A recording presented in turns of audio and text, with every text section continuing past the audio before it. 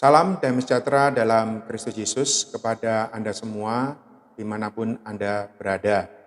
Mari kita melanjutkan pembahasan dari berita FKKP tentang Kristus yang al-muhid dan al-wasi menggantikan kebudayaan bagi satu manusia baru.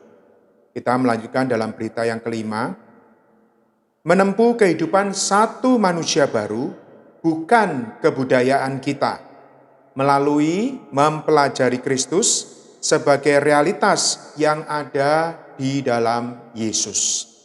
Berita ini melanjutkan berita minggu lalu, yaitu bagaimana kita yang adalah satu manusia baru, adalah manusia baru yang juga perlu terus-menerus diperbarui. Ini menunjuk kepada hari demi hari kita perlu diubahkan, membiarkan Kristus bertumbuh di dalam kita.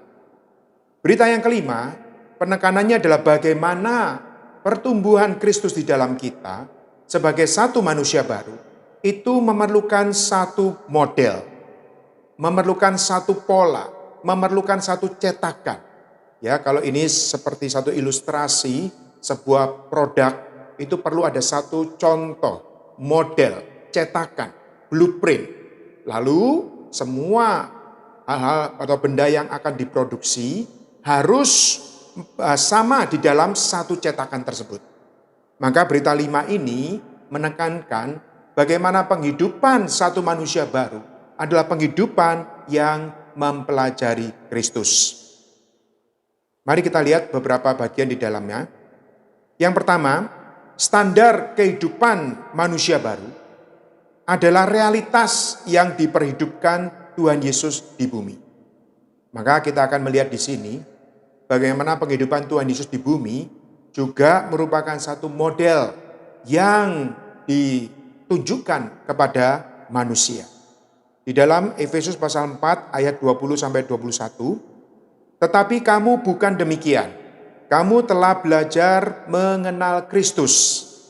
Jadi mengenal di sini adalah memahami, mengapresiasi, dan ada satu pemahaman yang subjektif, akhirnya menjadi satu praktek pelaksanaan. Karena kamu telah mendengar tentang Dia dan menerima pengajaran di dalam Dia menurut kebenaran yang nyata dalam Kristus, dalam Yesus. Kebenaran yang nyata ini adalah realitas yang nyata di dalam Yesus. Di dalam Matius pasal 11 ayat 29, pikulah kuk yang kupasang dan belajarlah padaku, karena aku lemah lembut dan rendah hati, dan jiwamu akan mendapat ketenangan. Di dalam Yohanes pasal 5 ayat 19, maka Yesus menjawab mereka, katanya, aku berkata kepadamu, sesungguhnya anak tidak dapat mengerjakan sesuatu dari dirinya sendiri, jikalau tidak ia melihat Bapa mengerjakannya. Sebab apa yang dikerjakan Bapa, itu juga yang dikerjakan anak. Ayat-ayat yang kita baca di sini menunjuk kepada bagaimana Tuhan Yesus hidup di bumi, memberikan satu teladan bagi murid-murid, bagi kita semua. Penghidupan Tuhan Yesus di bumi sebagai satu teladan bagi murid-muridnya. Mungkin kebanyakan orang Kristen hanya mengenal Yesus datang ke bumi sebagai juru selamat untuk menyelamatkan dosa-dosa manusia. Itu benar, tidak salah. Namun tidak hanya demikian. Ternyata penghidupan Tuhan Yesus di bumi juga untuk meletakkan satu teladan, satu model, satu cetakan. Ya, di mana teladan ini adalah dia tunjukkan kepada murid-muridnya. Di dalam Yohanes pasal 13 ayat 15 ini adalah kisah bagaimana Tuhan Yesus membasuh kaki para murid-muridnya. Ternyata tujuan dalam pembasuhan kaki bukan hanya supaya murid-muridnya dibersihkan, bukan hanya murid-muridnya ikut berbagian di dalam satu persekutuan dengan Tuhan. Tetapi yang lebih penting adalah di dalam ayat 15, Tuhan dengan tegas mengatakan, karena aku telah memberikan teladan bagi kamu, maka kamu pun juga harus berbuat demikian. Dan di dalam 1 Petrus pasal 2:21, juga bagaimana Tuhan Yesus di dalam penghidupannya juga meletakkan satu jejak supaya para murid-murid kita semua juga dapat mengikutinya. Saudara-saudari, Tuhan Yesus di bumi juga adalah penuh dengan lemah lembut. Jadi di dalam Matius pasal 11 ayat 28 sampai 30, Tuhan Yesus mengajak, menarik semua orang yang letih lesu dan berbeban berat supaya mereka datang kepada Tuhan. Datang kepada Tuhan untuk mendapatkan kelegaan. Namun bukan hanya mendapatkan kelegaan, tapi juga belajar. Ada sesuatu yang Tuhan ingin taruh di dalam diri kita, sehingga kita bisa memperhidupkan Dia. Inilah belajar Kristus. Lalu penghidupan Tuhan Yesus juga adalah hidup oleh Bapa. Di dalam Yohanes pasal 6 ayat 57, dikatakan sama seperti Bapa mengutus aku, maka aku hidup oleh Bapa. Di sini Tuhan tidak mengatakan aku hidup kepada Bapa, tapi hidup oleh. Ini menunjuk kepada satu ketergantungan. Bagaimana Tuhan hidup di bumi, Dia hidup oleh Bapa. Hayat Bapa hidup di dalam dirinya. Lalu Tuhan Yesus juga mengerjakan apa yang dikerjakan Bapa. Di dalam Yohanes pasal 5 ayat 19, Tuhan tidak mengerjakan menurut kehendaknya sendiri. Tetapi apa yang dikerjakan oleh anak, dalam hal ini Yesus, itu adalah apa yang dikerjakan oleh Bapa. Di sini Tuhan bukan meniru apa yang Bapa kerjakan. Tapi ayat ini dengan tegas adalah apa yang dikerjakan oleh Yesus, itulah Bapa yang mengerjakan. Ini menunjuk kepada satu kesatuan hayat, satu kesatuan penghidupan. Penghidupan Yesus di bumi adalah penghidupan Bapa di bumi. Dan kita lihat penghidupan Tuhan Yesus di bumi juga adalah penghidupan yang merendahkan diri dan taat sampai mati. Inilah satu teladan yang Tuhan berikan kepada murid-muridnya. Penghidupan Tuhan Yesus di bumi selalu sesuai dengan keadilbenaran dan kekudusan Allah. Ada satu standar bagaimana Tuhan Yesus di bumi. Standar ini adalah standar Allah, bukan standar manusia. Mungkin kata keadilbenaran ini kita tahu semuanya. Tetapi standar keadilbenaran yang dituntut oleh Allah adalah standar keadilbenaran Allah. Kekudusan juga demikian. Kata kudus ini umum. Tetapi kekudusan di sini adalah standar kekudusan Allah itu sendiri. Allah adalah yang maha kudus. Maka penghidupan Tuhan Yesus di bumi, walaupun Dia mengenakan insani, manusia yang terbatas, tetapi di dalam keterbatasnya, penghidupan Tuhan adalah penghidupan yang adil benar. Dia adil benar terhadap Allah. Dia adil benar terhadap manusia. Dia tidak ada dosa sama sekali. Dan Dia juga adalah kudus. Lalu Tuhan juga menggenapkan tuntutan hukum Taurat. Ya, hukum Taurat mengatakan apa? Penghidupan Tuhan Yesus menggenapkan. Lalu bahkan mempertinggi hukum Taurat. Kalau kita membaca Matius pasal 5, 6, dan 7. Tuhan pernah mengatakan, hukum Taurat mengatakan jangan membunuh. Tapi aku berkata kepadamu, barang siapa marah, maka dia harus dihadapkan kepada mahkamah agama. Sehingga apa yang Tuhan lakukan adalah mempertinggi hukum Taurat menjadi hukum kerajaan surga. Karena itu, untuk bisa menggenapi, melaksanakan hukum kerajaan surga, perlu memiliki hayat kerajaan surga. Itulah yang Tuhan Yesus berikan satu teladan kepada murid-muridnya. Juga Tuhan menguduskan diri bagi murid-muridnya. Kalau Anda contohnya membaca Yohanes pasal 4, bagaimana Tuhan bertemu dengan perempuan Samaria. Alkitab mencatat itu adalah jam 12 siang. Berbeda dengan bertemu dengan Nikodemus di dalam Yohanes pasal 3 itu malam hari. Anda bisa membayangkan kalau Tuhan Yesus bertemu dengan perempuan Samaria yang pernah memiliki 5 suami dan yang ke-6 itu bukan suaminya. Kalau perempuan ini bertemu dengan Tuhan Yesus malam hari, ini ceritanya bisa berbeda. Tapi puji Tuhan, Tuhan kita pasti kudus. Tuhan kita adalah kudus. Namun demikian, di dalam penghidupannya di bumi, Dia memberikan contoh. Dia menguduskan dirinya bagi murid-muridnya. Saudara-saudari, inilah teladan Tuhan Yesus. Inilah realitas yang ada di dalam diri Tuhan Yesus yang menjadi model bagi satu penghidupan manusia baru. Penghidupan Tuhan Yesus adalah penghidupan yang membawa Allah kepada manusia dan membawa manusia kepada Allah. Puji Tuhan, di mana ada Tuhan Yesus, di sana ada Allah. Tuhan membawa Allah kepada manusia. Allah adalah yang sejati. Dia adalah sang penyembuh. Dia adalah sang kuasa. Dia adalah sang kasih itu sendiri. Di mana Tuhan Yesus, di sana ada kasih, ada terang, ada kudus, ada keadilbenaran. Dan Tuhan Yesus juga membawa manusia kepada Allah. Ya, inilah model dari penghidupan Tuhan Yesus selama dia di bumi. Selanjutnya kita melihat standar penghidupan manusia baru adalah penghidupan manusia Allah. Saudara-saudari, manusia Allah ini pertama menunjuk kepada diri Tuhan sendiri. Tuhan Yesus adalah manusia Allah pertama. Di dalam Yohanes pasal 1 ayat 1, firman itu adalah Allah. Dan di dalam ayat 14, firman menjadi manusia.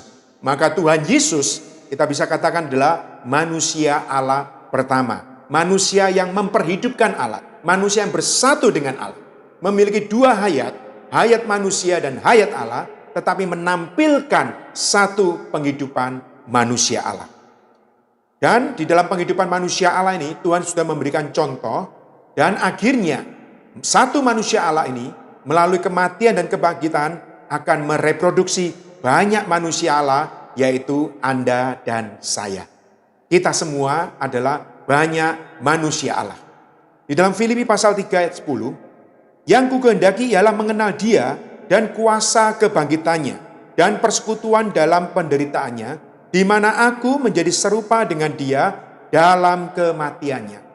Saudara-saudari, di sini Rasul Paulus mengatakan, aku menjadi serupa dengan Dia dalam kematiannya. Ini menunjuk kepada kematian Yesus sekarang menjadi satu cetakan, satu model, di mana orang-orang yang percaya ini bukan hanya Yesus masuk ke dalam mereka sebagai hayat, tapi mereka yang memiliki hayat ilahi juga perlu dibawa masuk ke dalam Kristus. Dalam hal ini di dalam cetakan. Dan dalam Filipi pasal 3:10 ada cetakan kematian. Maka Rasul Paulus, ya, surat Filipi adalah ditulis di dalam penjara.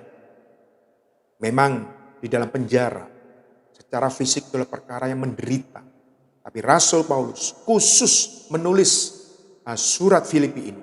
Dia penuh dengan sukacita. Mengapa? Karena dia telah dicetakkan. Dibawa masuk ke dalam cetakan Kristus. Di dalam kematian Kristus. Sehingga dia bisa memperhidupkan Kristus. Dia katakan dalam Filipi pasal 1 ayat 21, bagiku hidup adalah Kristus dan mati adalah keuntungan. Di dalam 1 Petrus pasal 2 ayat 21, sebab untuk itulah kamu dipanggil, karena Kristus pun telah menderita untuk kamu dan telah meninggalkan teladan bagimu, supaya kamu mengikuti jejaknya. Saudara-saudara, di dalam catatan kaki, mengikuti jejaknya, ini seperti seorang pelajar yang menggambar. Dengan gambaran itu sudah ada titik-titik. Sehingga murid itu tinggal meneruskan setiap titik ke titik selanjutnya. Sedemikian rupa sampai menjadi satu gambar yang persis. Saudara-saudari, di dalam kita mengikuti jejak langkah Tuhan. Bukan kita meniru Tuhan. Bukan kita menurut diri kita sendiri. Ataupun seperti seakan kita mengikuti Tuhan. Kalau Tuhan di depan kita, saya di belakang. Lalu saya mengikuti dengan saya bisa berjalan ke kiri dan ke kanan. Tidak. Saya berjalan pun juga harus mengikuti langkah. Jejak yang sudah Tuhan taruh. Jejak yang sudah pernah Dia jejakkan. Yang diperlihatkan kepada kita. Dan kita menaruh kaki kita di dalam jejak kaki itu. Saudara-saudari, inilah di dalam dikatakan kita mengikuti jejak. Penghidupan Tuhan Yesus sebagai manusia Allah pertama menjadi suatu teladan.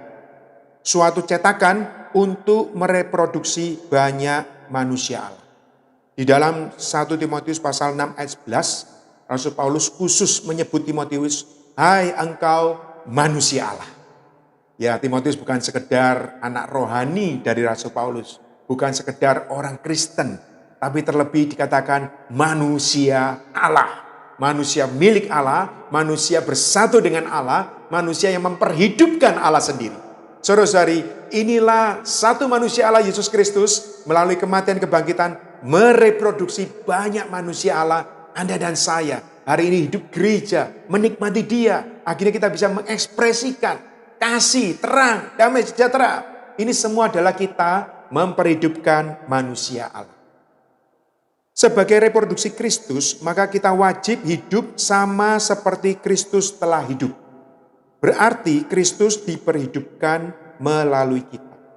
Di dalam 1 Yohanes pasal 2 ayat 6. Kalau kita dikatakan mau seperti Kristus hidup, maka kita wajib meletakkan diri kita di dalam Kristus. Meletakkan diri kita di dalam cetakan Kristus. Di dalam Galatia pasal 2, 19b dan 20, Rasul Paulus juga mengingatkan, aku telah disalibkan dengan Kristus. Aku telah mati, namun aku hidup. Tapi bukan lagi aku sendiri yang hidup, melainkan Kristus yang hidup di dalam aku. Saudara-saudari, penghidupan manusia Allah kita, yaitu bagaimana kita adalah reproduksi dari Kristus, maka Kristus hari ini melanjutkan penghidupannya di dalam kita semua. Karena itu penghidupan kita tidak lagi mengandalkan diri kita sendiri, tapi kita membiarkan Kristus bertumbuh dan kita semakin diserupakan di dalam cetakan Kristus. Bagaimana penghidupan Tuhan penuh rendah hati, penuh dengan kasih, penuh dengan ketaatan, penuh dengan ketundukan, tidak mencari kepentingan diri sendiri.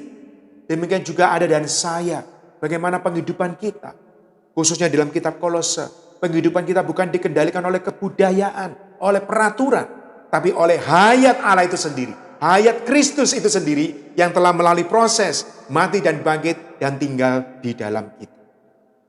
Mari kita lihat selanjutnya. Kebajikan alamiah manusia, kebudayaan manusia tidak dapat dicetakkan ke dalam cetakan Kristus. Cetakan Kristus. Yang dapat dicetakkan ke dalam Kristus haruslah memiliki hayat dan sifat yang sama dengan Kristus. Di dalam 2 Petrus pasal 1 ayat 4, ini Petrus menegaskan bahwa janji yang berharga yang dikatakan oleh Tuhan Yesus itu adalah janji hayat. Dan hayat ini juga yang bisa melepaskan kita dari hawa nafsu duniawi, kedagingan, keegoan. Ini kita bisa melihat bagaimana pengalaman Petrus, di mana dia sewaktu Tuhan di bumi, dia ingin mengikuti Tuhan dengan semangat. Tapi apa yang Tuhan tanggulangi di atas Petrus adalah menanggulangi hayat alamiahnya. Ya, pernah Tuhan mengatakan kepada Petrus, "Enyala engkau iblis." Ya, enyala iblis. Mengapa? Karena Petrus menggunakan hayat alamiahnya, ingin membantu Tuhan. Tapi di pandangan Tuhan justru ini adalah batu sandungan. Karena itu, kebajikan alamiah manusia ataupun kebudayaan manusia tidak bisa dicetakkan ke dalam Kristus. Petrus yang alamiah tidak bisa dicetakkan ke dalam Kristus. Petrus ini harus mengalami kematian dan kebangkitan. Harus mati bersama dengan Kristus sehingga hidupnya Petrus digantikan dengan hayat ilahi. Karena itu dia tulis di dalam 2 Petrus pasal 1 ayat 4, kita perlu mendapatkan kodrat ilahi atau janji atau hayat ilahi. Di dalam Kolose pasal 3 ayat 4 juga dikatakan Kristus yang adalah hayat kita. Dialah hayat kita. Baru kita bersyarat untuk dicetakkan ke dalam cetakan Kristus. Kita harus diduduki secara penuh dengan Allah Tritunggal melalui terbuka kepadanya. Maka kita akan memperhidupkan kehidupan manusia Allah yang lebih tinggi dari kebudayaan manusia. Kebudayaan manusia baik, tetapi hayat Allah yang terbaik. Kehidupan manusia mungkin bagus di mata manusia, tapi yang paling bagus, yang paling indah, yang paling unggul itu adalah hayat Allah Tritunggal sendiri. Karena itulah kita perlu terbuka secara penuh kepada Tuhan. Melalui pagi kita disegarkan, melalui kita menikmati firman Tuhan. Kita secara penuh adalah membiarkan roh kita terbuka, meresap jenuhi seluruh jiwa kita, pikiran, tekad, emosi kita, sampai kepada tubuh kita. Mulut kita memuliakan Tuhan, tangan kita ini melayani Tuhan, kaki kita ini adalah pergi untuk memberitakan Injil, untuk melayankan Allah kepada manusia, membawa manusia kepada Allah. Saudara-saudari, inilah kita perlu diduduki secara penuh dengan Allah Tritunggal. Mari kita lanjutkan dengan melihat contoh bagaimana Tuhan Yesus melatih murid-muridnya supaya belajar kepadanya. Ini di dalam Matius pasal 14. Ini adalah kisah bagaimana Tuhan memberi makan 5.000 orang dengan 5 roti dan 2 ikan. Saat itu banyak orang mengikuti Yesus dan sudah menjelang sore murid-muridnya usul supaya mereka mencari penginapan atau mencari makan masing-masing. Tuhan dengan tegas mengatakan, tidak, mereka harus makan. Kamu harus memberi mereka makan. Lalu mereka mengaku, kami hanya memiliki 5 roti dan 2 ikan. Tuhan seakan mengatakan, jangan khawatir, tidak ada masalah, berikan kepadaku. Lalu apa yang Tuhan Yesus lakukan? Dikatakan di Matius pasal 14 ayat 19, Lalu disuruhnya orang banyak itu duduk di rumput. Dan setelah diambilnya 5 roti dan 2 ikan itu, Yesus menengadah ke langit dan mengucap berkat. Haleluya. Lalu memecah-mecahkan roti itu dan memberikannya kepada murid-muridnya. Lalu murid-muridnya membagi-bagikannya kepada orang banyak. Saudara-saudari, ini adalah kisah yang manis. Ya, bagaimana Tuhan kita adalah Tuhan yang penuh supply. Segala hal di tangan Tuhan. Yang terbatas bagi manusia, kalau ada di tangan Tuhan, akan menjadi berkat yang berlimpah. Mari kita lihat bagaimana Tuhan Yesus sendiri melakukan demikian ya. Kita lihat Tuhan Yesus menengadah ke langit. Ini adalah memandang ke surga. Berarti Tuhan menyadari Bapa sebagai sumber hayat. Bapa adalah sumber hayat. Dia adalah sumber kelimpahan. Dia adalah segala-gala yang positif. Dia adalah yang al-muhit, yang al-wasi bagi kita. Di dalam Roma pasal 11 ayat 36 dikatakan, segala sesuatu berasal dari Dia, oleh Dia, dan untuk Dia. Bagi Dialah kemuliaan sampai selama-lamanya. Saudara-saudari, pertama kita lihat Tuhan Yesus menengadah ke langit. Artinya Tuhan Yesus membawa 5 roti dan 2 ikan ini kepada sang sumber. Lalu kita lihat Tuhan tidak melakukan segala hal dari dirinya sendiri, melainkan menurut kehendak Bapa. Ya, Tuhan mengatakan kamu harus memberi mereka makan. Ini adalah kehendak Bapa. Bapa mengasihi manusia, ingin memberi makan supaya mereka kenyang. Karena itulah Yohanes pasal 5 ayat 19 katakan, anak tidak mengerjakan apa yang menjadi keinginan sendiri, tapi apa yang diinginkan oleh Bapa, apa yang dikerjakan oleh Bapa. Saudara-saudari, inilah Tuhan Yesus kita. Dia hidup di bumi. Dia sebagai manusia Allah. Dia juga bersandar kepada Bapa sebagai sang sumber berkat. Maka dari itu, kita harus menyangkal diri kita sendiri. Terus-menerus melatih hidup oleh Roh. Waspada tidak mencari kemuliaan sendiri. Waspada terhadap 3 ulat. Yaitu ego, tujuan, ambisi manusia. Semua harus ditanggalkan demi kesaksian satu manusia baru. Ini yang di dalam Matius pasal 16 ayat 24. Waktu Tuhan menanggulangi Petrus yang mencoba dengan hayat alamiahnya mengikut Tuhan. Tapi justru Tuhan menghardik, menanggulangi Petrus sampai kepada akarnya. Supaya Petrus belajar hidup oleh hayat ilahi. Dan kita lihat di sini, ini adalah 3 ulat. Ego. Saudara-saudara, sejak manusia di dalam dosa, ini adalah ego. Manusia yang ego. Semuanya mengarah kepada egosentris, dirinya sendiri, tujuan dan ambisi manusia. Saudara-saudari, Anda dan saya juga bisa diserang dengan 3 ulat ini. 3 ulat ini bersembunyi di dalam kebudayaan manusia. 3 ulat ini bersembunyi di dalam kebajikan alamiah manusia. Karena itulah kita perlu memiliki kepekaan rohani. Kita perlu menanggalkan diri kita. Kita perlu terbuka kepada Tuhan. Membiarkan hayat Tuhan sendiri meresap jenuhi diri kita. Sehingga memiliki satu kuasa untuk membunuh 3 ulat ini. Supaya ego, tujuan, ambisi manusia dipakukan di atas kayu salib. Dan Kristus datang menjadi hayat kebangkitan di dalam kita. Dan kita terus tinggal di dalam cetakan Kristus. Di dalam kematiannya, di dalam kebangkitannya. Agar seperti yang dikatakan dalam Galatia pasal 2. Bagiku hidup, aku telah mati. Dan aku hidup, namun bukan aku sendiri yang hidup. Tapi Kristus yang hidup di dalam aku. Dan dalam Filipi pasal 1 ayat 21, bagiku hidup adalah Kristus. Saudara-saudari, semoga berita ini menjadi satu berkat bagi kita semua. Di masa pandemi ini, Anda dan saya perlu dibawa masuk ke dalam cetakan Kristus. Perlu belajar Kristus, mengenal Dia, mengalami Dia, tersusun oleh Dia. Sehingga dengan demikian, satu kehidupan manusia baru adalah satu kehidupan yang mengekspresikan Kristus, adalah penghidupan yang mengekspresikan manusia Allah, dan ini adalah untuk kesaksian Tuhan di bumi sampai rambung akhir di dalam Yerusalem baru. Semoga Tuhan merahmati kita semua. Haleluya, mulia bagi Tuhan. Amin.